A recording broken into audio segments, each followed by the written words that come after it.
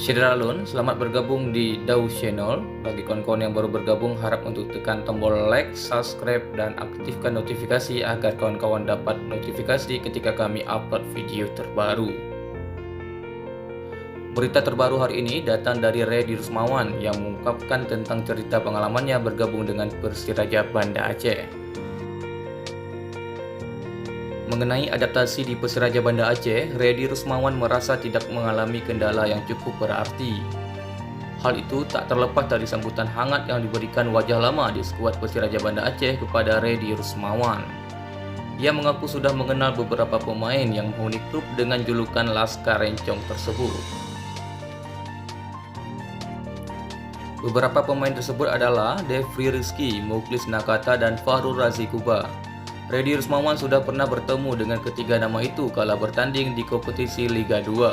Kalau adaptasi, ya normal, semua sama saja menurut saya, kata pemain berusia 24 tahun tersebut kepada Daw Channel.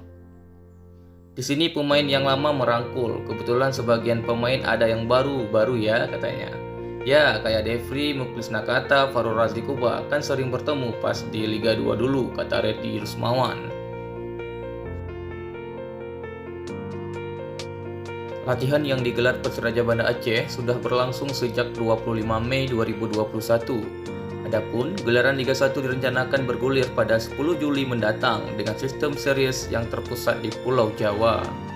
6 provinsi yang akan menjadi lokasi penyelenggaraan Liga 1 adalah DKI Jakarta, Banten, Jawa Barat, Jawa Timur, Jawa Tengah, dan Yogyakarta.